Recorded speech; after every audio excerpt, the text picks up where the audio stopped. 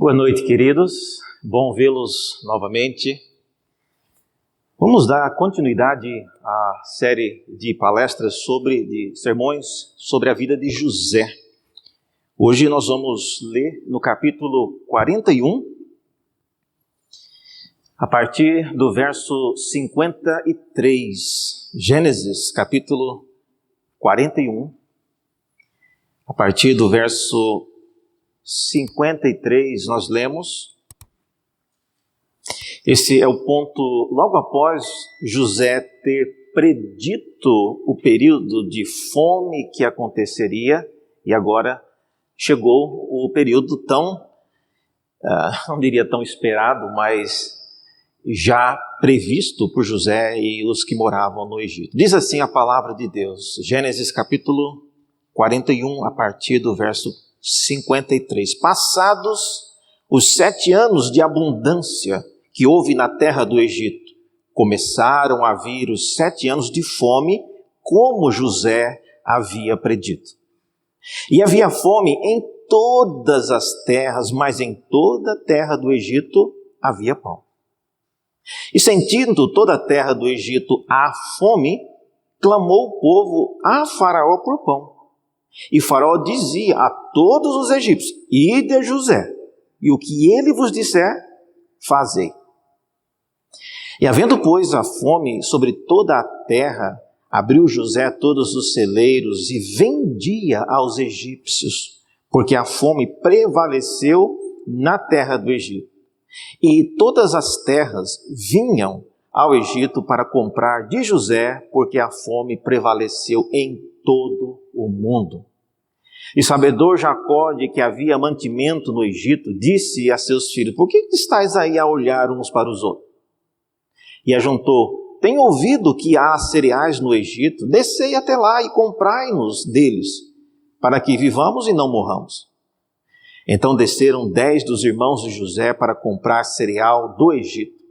E Benjamim, porém, irmão de José, não enviou Jacó na companhia dos irmãos, porque dizia: para que não lhe suceda acaso algum desastre. Entre os que iam, pois, para lá foram também os filhos de Israel, porque havia fome na terra de Canaã. José era governador daquela terra, e era ele quem vendia a todos os povos da terra. E os irmãos de José vieram e se prostraram rosto em terra perante ele. E vendo José a seus irmãos, reconheceu-os, porém não se deu a conhecer. E lhes falou asperamente e lhes perguntou: de onde vindes? E responderam: da terra de Canaã, para comprar mantimento. José reconheceu os irmãos, porém eles não o reconheceram.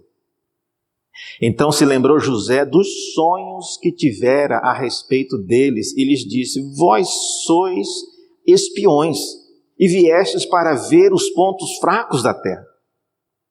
E responderam: não, senhor meu, mas vieram os teus servos para comprar mantimento. Somos todos filhos de um mesmo homem, somos homens honestos. Os teus servos não são espiões. Ele, porém, lhe respondeu: nada disso. Pelo contrário, vieste para ver os pontos fracos da terra. E eles disseram: nós, teus servos, somos 12 irmãos, filhos de um homem na terra de Canaã. O mais novo está hoje com o nosso pai, o outro já não existe. Então lhes falou José: é como já vos disse, sois espiões.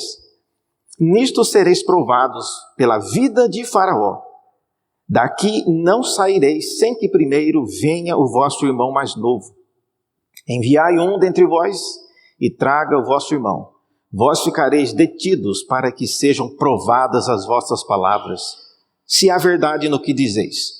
Ou, se não, pela vida de Faraó, sois espiões. E os meteu juntos em prisão 3 dias. Até aqui a palavra do Senhor. Vamos orar? Abra nossos olhos, ó Deus, para enxergar na Tua palavra aquilo que nos edifica. Não somos capazes, Senhor, de entendê-la. Precisamos que o mesmo Espírito que a inspirou possa também nos trazer agora entendimento. E é por isso que oramos em nome de Jesus. Amém. Queridos, todos que somos já crentes há um bom tempo, temos o mínimo de conhecimento sobre a supremacia de José. Mas num país como o nosso, onde há até emissoras de televisão evangélicas que produzem documentários, seriados, novelas sobre os personagens bíblicos, eu temo que a dimensão da supremacia de José, que está na cabeça de muitas pessoas, já está um pouco misturada com o que as novelas dizem, o que os filmes dizem, junto com o que nós lemos também na Bíblia. E eu me pergunto se é possível resgatar a dimensão do impacto que José teve em seus dias, não por testemunhos, como eu disse, de filmes e produções cinematográficas dos nossos dias, mas algo que venha da época dos dias de José. Será que realmente José ele foi aquilo que a Bíblia fala que ele foi? Eu não sei se vocês sabem, mas conversando com pessoas que não são tementes a Deus, há muitos, especialmente no mundo acadêmico, há muitas pessoas que não acreditam, por exemplo, que nenhum, não é alguns, é nenhum personagem bíblico até os dias de Ezequias de fato existiu. E a razão é simples, não há nenhum local fora da Bíblia que fale sobre essas pessoas. Então, se eles eram tão famosos assim, deveria haver alguma coisa fora da Bíblia falando deles também. E não há. E eu pergunto então, será que José foi realmente quem a Bíblia diz que ele foi e teve esse impacto? Há, na verdade, uma grande rocha ao sul da terra onde José viveu, mais ou menos 872 quilômetros ao sul da região do delta do Nilo. Essa rocha, ela está no meio de uma ilha que foi formada no leito do rio Nilo. É uma ilha, mas é uma ilha no meio do rio Nilo. E nessa rocha que vocês estão vendo aí, foi feita uma inscrição no período do faraó Djoser. Depois vocês podem procurar no Google, ele é da 3ª dinastia. José é mais ou menos da 16ª dinastia. Então essa pedra, uma pedra de granito, tem uma inscrição desse rei faraó chamado Djoser. E nessa inscrição ele fala sobre um período de fome de 7 anos. Não é a fome dos dias de José, porque essa aqui terminou muito pior do que nos dias de José. Mas veja o que ele diz sobre o impacto que a fome estava tendo nos dias do Egito. Depois vocês podem olhar no YouTube, depois olhar mais de perto, talvez vocês consigam ler o que está escrito aí. Mas eu vou traduzir para vocês aqui. Diz assim, nas palavras desse faraó Djoser: enquanto eu lamentava em meu trono, aqueles que estavam no palácio estavam em sofrimento. O meu coração estava em grande aflição, porque Rapi, que é uma divindade deles, não foi capaz de chegar em tempo. Por um período de 7 anos, o cereal estava escasso, o milho havia secado, todo tipo de alimento estava escasso. Cada um roubava o seu próximo. Quem entrava em casa no final do dia não saía mais no dia seguinte. As crianças choravam, os jovens caíam, o coração dos velhos desfalecia. As pessoas da corte estavam já na miséria. Os templos foram fechados, os santuários cobertos de poeira, e todos se encontravam em aflição. Está lá, desde o ano 2900 a.C., essa pedra testemunha aquilo que foi uma situação onde não houve um José para remediar e para antecipar todo esse quadro de sofrimento. Embora essa pedra realmente não fale de José, mas ela mostra que o que aconteceu nos dias de José era realmente algo grandioso. Fome no Egito, meus irmãos, não era algo raro. Você deve se lembrar que Abraão, por exemplo, teve um período de fome em seus dias e ele teve que recorrer ao Egito. Ele desceu ao Egito. Mas nos dias de Abraão e nos dias de 12, esse faraó, não havia um José para fazer o que nós vamos ler aqui. De modo que eu queria então pensar com os irmãos em 3 aspectos da dimensão da supremacia de José à luz do que lemos aqui.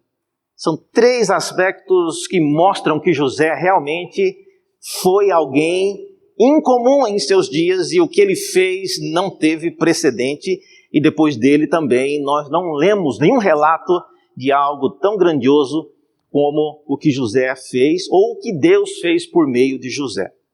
Primeira coisa então, a primeira dimensão da supremacia de José está relacionada com o povo no Egito. Essa é a primeira parte, a primeira dimensão da supremacia de José. Vocês viram aí ainda no capítulo 41, a partir do versículo 53, é dito que quando passaram os 7 anos de abundância, vieram realmente os 7 anos de fome, como José havia predito. De modo que algumas coisas então aqui são ressaltadas a respeito dessa supremacia de José no Egito. Primeira coisa é que a decisão do quando começar a usar o estoque guardado nos celeiros dependia de José. Quando a gente às vezes está, eu lembro disso, quando a minha mãe estava preparando o almoço, eu achava isso uma judiação, mas ela não deixava as crianças comerem. Se ela nos visse comendo, não é para comer. Gente, a criança vai morrer de fome, mas não podia comer, porque ela sabia que se criança comer antes do almoço, a hora que chegar no almoço, não vai comer nada. Então ela quem determinava quando era para comer. Eu achava aquilo um absurdo, né? Mas hoje eu entendo que ela estava certa. Mas imagine, José era a pessoa que em toda a terra do Egito iria dizer quando era a hora de comer aquele cereal que estava guardado ali naqueles celeiros ao redor da terra do Egito. Isso colocou na vida de José uma responsabilidade muito grande e todos estavam olhando para ele. José, o povo já está com fome. Vocês viram aí que, embora não tivesse fome na terra do Egito, é dito que o povo de Israel, no versículo 50, do Egito, eles ficaram com fome. Então, José deve ter esperado assim, o máximo que ele aguentou para começar a abrir esses celeiros. Esse é um dos pontos da supremacia de José no Egito. Era ele que tinha a chave dos celeiros, era ele que diria quando vamos lançar mão desse alimento e começar a usar aquilo que havia sido estocado. Dessa forma, irmãos, José aguardou que até os egípcios sentissem fome antes de começar a usar o estoque que havia guardado. Uma outra coisa ainda sobre a supremacia dele no Egito é que seria dele a decisão de como, ou seja, com quais critérios o mantimento estocado seria repassado ao povo do Egito e de todos que vieram. Diz o texto no versículo 56, vocês viram aí? No versículo 56 é dito que, havendo pois fome em toda a terra, abriu José todos os celeiros e vendia.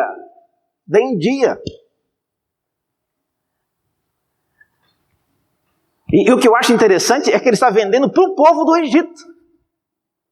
Se fosse para os povos que vieram, até que faria sentido, mas José está vendendo para o próprio povo do Egito.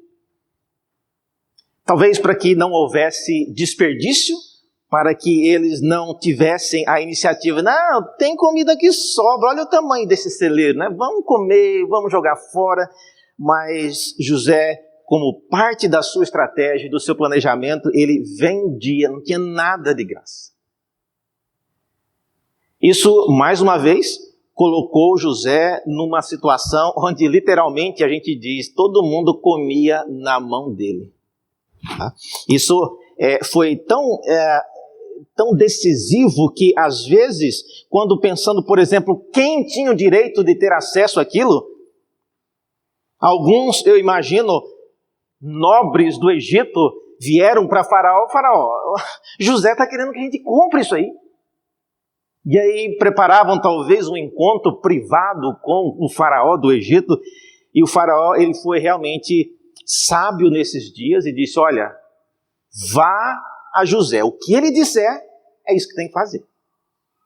Eu acho isso de extrema sabedoria de faraó, porque ele não deixou se burlar ou ser corrompido por proposta de pessoas de nobres da região do Egito. Ninguém passaria por cima do planejamento de José. Quem precisava, não importava se era egípcio ou se era de outros povos, ide a José, diz o versículo 55, ide a José, e o que ele vos disser, fazei. Vocês querem comer? Então faça o que o José mandar.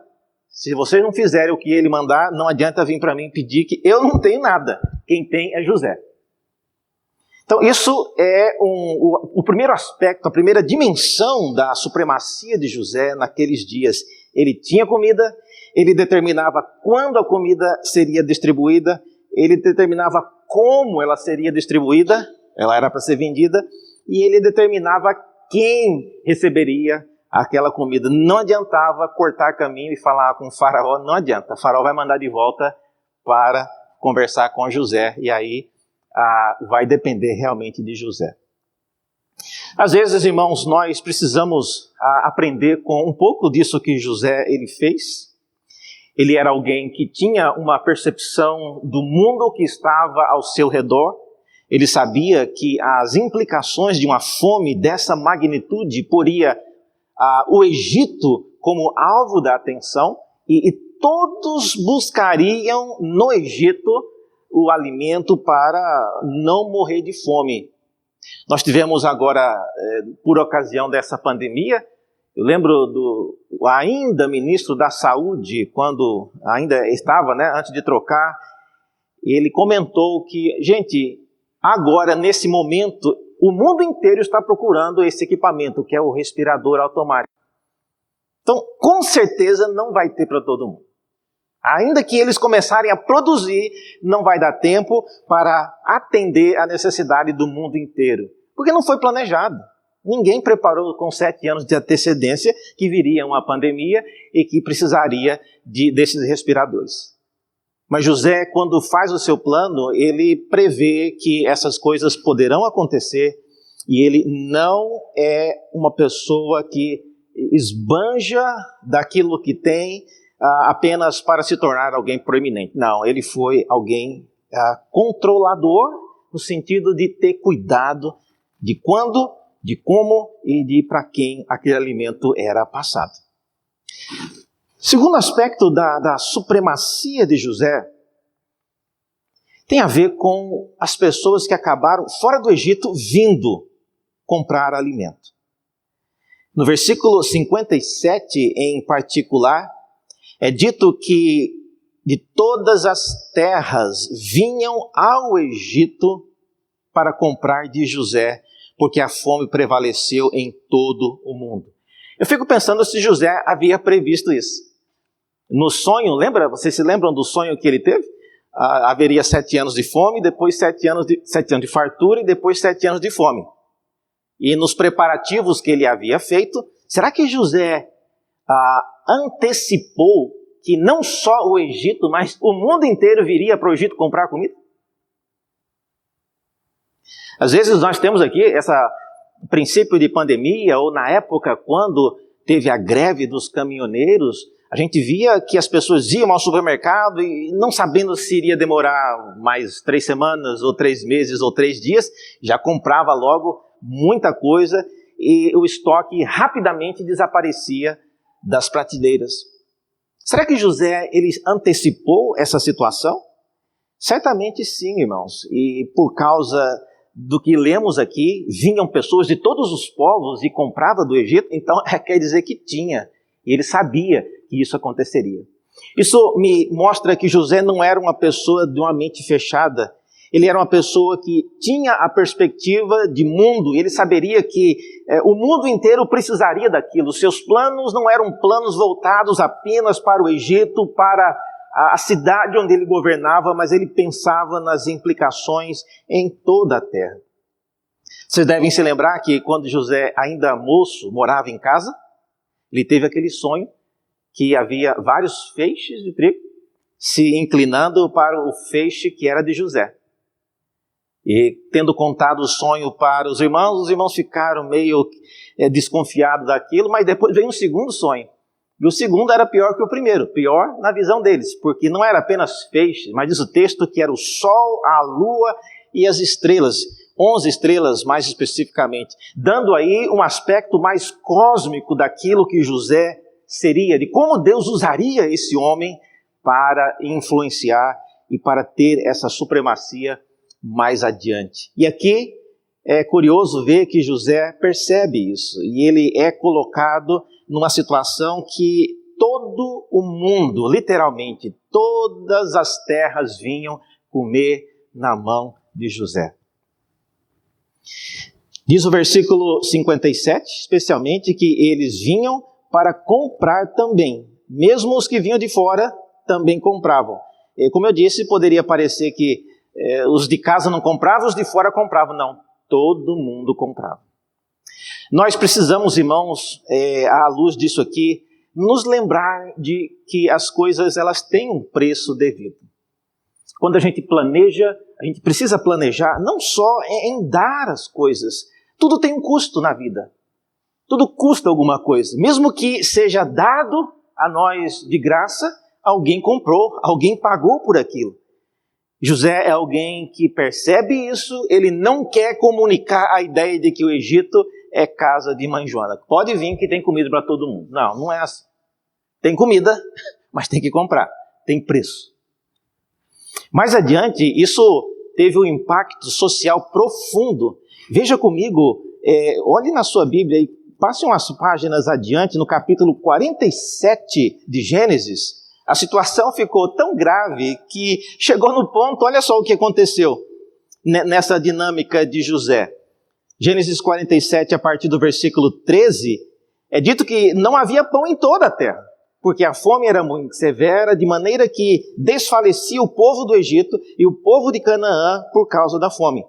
Então José arrecadou todo o dinheiro que se achou na terra do Egito e na terra de Canaã pelo cereal que compravam e o recolheu à casa de Faraó. Então não era José que estava ficando rico, ele estava arrecadando dinheiro para Faraó. E diz aí que tendo acabado o dinheiro, e agora? Agora vai ter que dar comida de graça, que acabou o dinheiro. Não, diz o texto que tendo acabado o dinheiro, na terra do Egito e na terra de Canaã foram todos os egípcios a José e disseram: olha, José, dá-nos pão porque havemos de morrer em tua presença, por quanto dinheiro nos falta. E José deve ter pensado, e ele respondeu: olha, se vos falta o dinheiro, trazei o vosso gado, e em troca do vosso gado eu vos suprirei. Você pode, mas José era realmente uma pessoa muito esperta, ele não tem dó das pessoas, está todo mundo morrendo de fome. Mas ele trocou por gado. Diz o texto que eles trouxeram o seu gado a José, e José lhes deu pão em troca de cavalos, de rebanho, de gado, de jumento. O sustentou de pão aquele ano em troca do seu gado. E findo aquele ano, foram a José no próximo ano e disseram: José, meu amigo, não ocultaremos a meu senhor o que acabou totalmente o dinheiro. E meu senhor já possui os animais, nada mais nos resta diante de meu senhor, senão o nosso corpo e a nossa terra. E José disse, e eles disseram ainda: porque havemos de perecer diante dos teus olhos, tanto nós como a nossa terra? Compra-nos a nós e a nossa terra a troco de pão, e nós e a nossa terra seremos escravos de Faraó. Dá-nos somente para que vivamos e não morramos, e a terra não fique deserta. Assim comprou José. Olha, eu acho isso fantástico, irmão. José comprou a terra do Egito para Faraó, porque os egípcios venderam cada um o seu campo, porquanto a fome era extrema sobre eles, e a terra passou a ser de Faraó. Mais adiante, o povo de Israel irá escravizar o povo hebreu, mas aqui o povo egípcio, eles vieram e voluntariamente pediram a José: agora acabou tudo, compre-nos para que possamos não morrer de fome. Esse foi o nível, irmãos, do impacto que a supremacia de José chegou. Ele conquistou, ele dominou e ele comprou toda a terra do Egito e as pessoas que vinham então comprar alimento no Egito. Então, a primeira dimensão tem a ver com o Egito. A segunda dimensão da supremacia dele é em relação aos povos da terra. A terceira e a última dimensão da supremacia de José tem a ver com o seu povo, os seus irmãos. E aí, a partir do capítulo 42, os versículos iniciais começam a descrever o que nós já lemos. É que, sabedor Jacó de que havia mantimento no Egito, disse aos seus filhos, né? Por que vocês estão olhando um para a cara do outro? Gente, levanta, vão até o Egito, porque lá tem comida. E eu não vou ler o texto de novo, mas aqui há pelo menos 3 coisas que eu vejo nesse texto, nessa parte que nós lemos. A primeira delas é que José reconheceu os seus irmãos e eles não o reconheceram. Esse foi o primeiro ponto. Você pode estar pensando, reverendo, por que eles não conheceram José? Não dá para ver. Olha, naqueles dias, um egípcio do porte de José, ele era do trono, ele fazia parte do governo, certamente José tinha rapado a cabeça por completo, com navalha que estava brilhando até. Eles usavam um tipo de maquiagem, né, nos olhos, um lápis no olho. Eles usavam também um tipo de barba, né, que era feita somente aqui no queixo, né, trançada com um tipo de um pedaço de madeira no meio, ficava parecendo um chifre aqui no pescoço, né? Muito bem feito, uma trança, alguns até com algumas argolas de ouro. E eles também, como nós veremos aqui, José não falava mais a língua dos seus irmãos. Isso até foi a razão porque ele acabou descobrindo um segredo deles. Então, eles não o reconheceram, mas José os reconheceu. E aí, o que nós vamos ler aqui, irmãos, o tratamento que José vai dar para esses irmãos é diferente, não tem nada a ver com compra e venda, com escolha de comida, nada disso. Mas José, ele parte para um tratamento que tem algum significado mais específico. Então, a primeira delas, no versículo 7, é dito que, vendo José seus irmãos, reconheceu-os, porém não se deu a conhecer e lhes falou asperamente, e lhes perguntou, de onde vindes? E responderam, da terra de Canaã para comprar. Lógico, o que mais que alguém vem aqui no Egito para fazer? É só para isso. E a Bíblia diz que José resolveu acusá-los de espionagem. Eu fico imaginando os subordinados de José olhando para o seu senhor. O que está acontecendo com o nosso senhor? Por que esses estão aqui com dinheiro, vieram com fome, estão comprando igual todos os outros? Por que eles viriam espionar a terra do Egito? Não tem razão, irmãos. José está querendo prová-los. Isso mostra, então, a posição agora de supremacia de José em relação a seus irmãos. Haja vista o que eles fizeram no passado com José.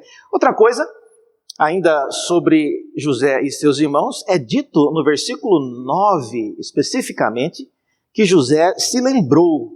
Então se lembrou José dos sonhos que tivera a respeito deles.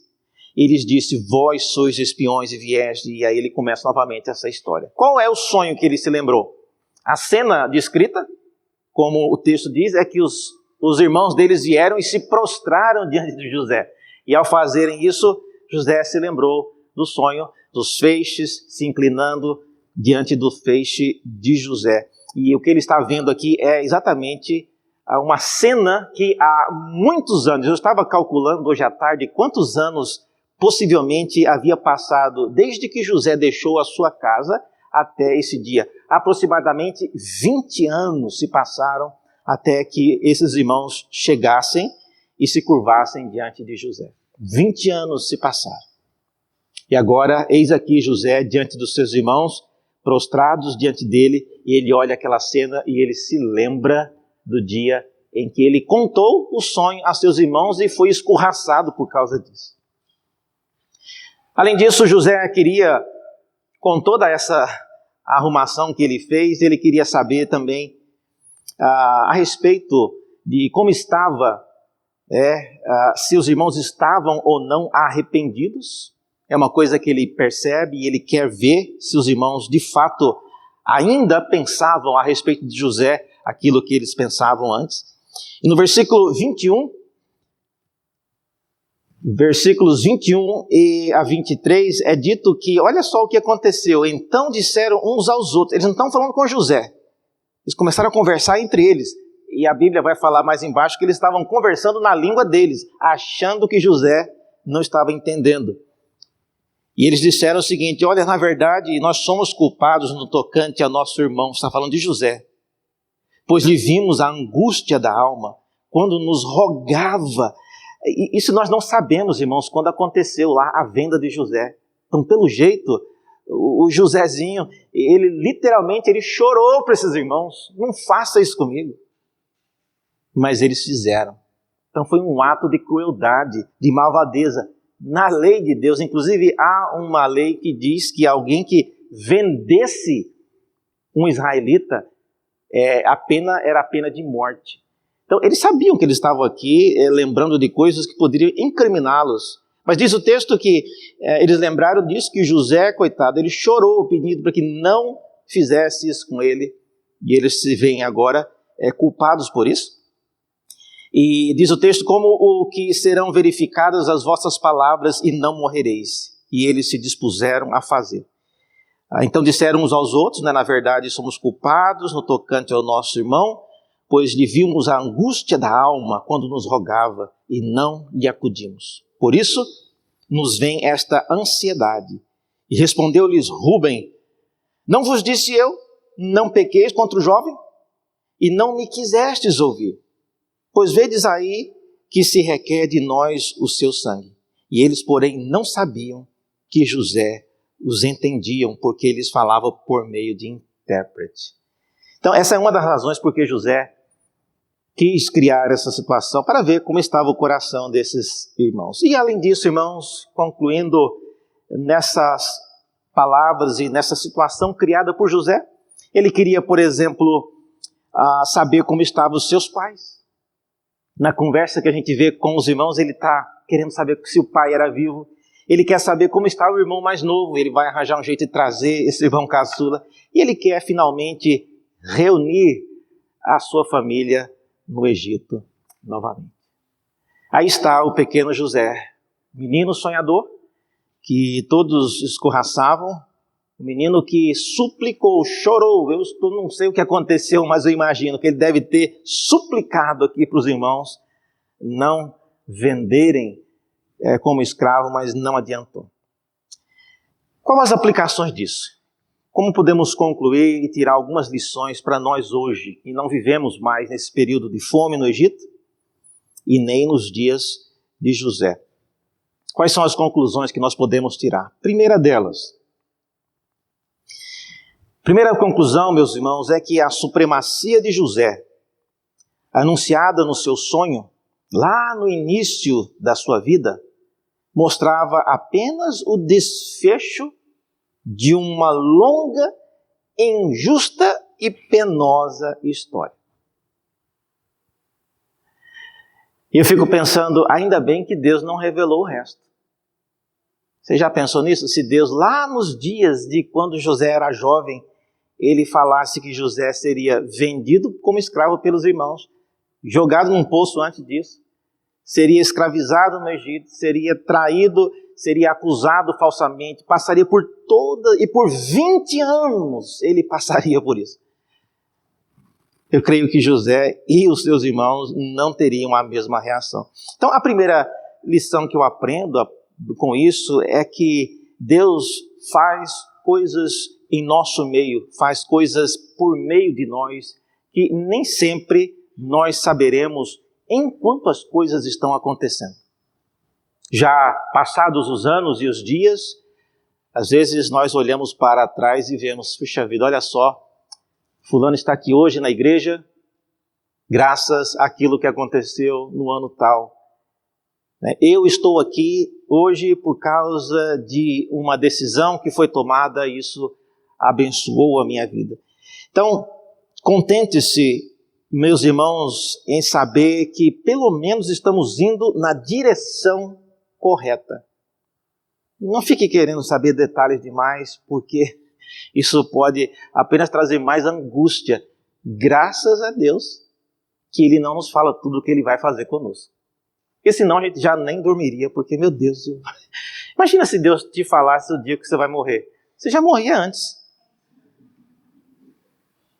Então, graças a Deus que Ele não nos fala, Ele não nos conta tudo o que Ele vai fazer. Nem como Ele vai fazer, nem por quem Ele vai fazer. Então, essa é a primeira lição. Os sonhos de José eram apenas um rápido esboço do que aconteceria. Segunda lição. A supremacia de José sobre todos os povos da terra revela a sua preocupação com o mundo em que ele vive e não apenas o país que ele governa. Você quer ser alguém usado por Deus? Faça planos que envolvam a vida de várias pessoas. Geralmente Deus não trabalha, Deus não usa pessoas que fazem planos muito pequenos, que envolvem apenas a sua família ou a sua própria vida. Pense grande, pense em abençoar pessoas de toda uma cidade, de toda uma região, de toda a comunidade onde você congrega junto com o povo de Deus. Não seja mesquinho. Deus raramente usa e abençoa pessoas envolvidas em projetos pessoais. José foi alguém que teve essa perspectiva de mundo. Ele preparou não só para dar comida ao Egito, ele preparou-se para alimentar o mundo inteiro. Em terceiro e último lugar, uma terceira aplicação, que eu desafio nós todos aqui a pensarmos sobre ela, é que a supremacia de José em seus dias acabou sendo um sinal para um outro tipo de supremacia muito maior. Eu acho curioso que logo depois que José morreu, o início do livro de Êxodo, nós estamos já no capítulo 42 de Gênesis. Gênesis tem 50 capítulos. Quando terminar o livro de Gênesis, as primeiras palavras de Gênesis, elas irão dizer: e subiu um novo rei no Egito que não conhecia José, e tudo se acabou, irmãos. Aí, se não conhecia mais José, acabou todo aquele privilégio. Então José foi esquecido, as pessoas que estavam próximas deles perderam todo o privilégio, porque José passou. José era apenas um modelo, era um tipo de alguém que apontava para uma supremacia ainda maior. Há um texto no profeta Isaías, no capítulo 55, ele foi dito a respeito do rei Davi, mas eu creio que aponta de maneira muito clara também para o que José fez.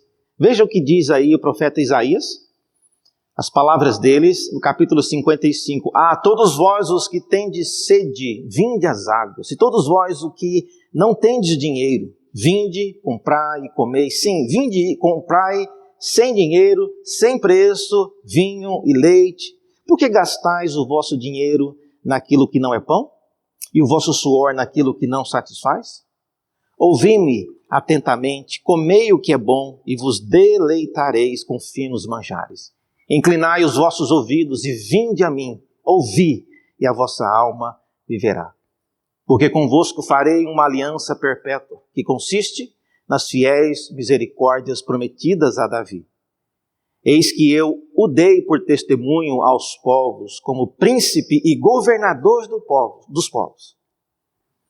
Eis que chamarás a uma nação que não conheces, e uma nação que nunca te conheceu, correrá para junto de ti, por amor do Senhor teu Deus e do Santo de Israel, porque este te glorificou. Davi apontou para essa supremacia que vinha depois dele, José de igual forma. Mas aquele que realmente é supremo, irmãos, aquele que jamais será esquecido é o nosso Senhor Jesus Cristo. A respeito de quem o apóstolo Paulo falou no cântico que cantamos hoje ainda, e que é a sua soberania, a sua supremacia, ela permanece para sempre. A semelhança, então, do que nós vimos na vida de José, lembremos-nos hoje e sempre de que a supremacia de Cristo, ela permanece como um cumprimento pleno e perene daquilo que José fez e daquilo que ele foi para os seus dias.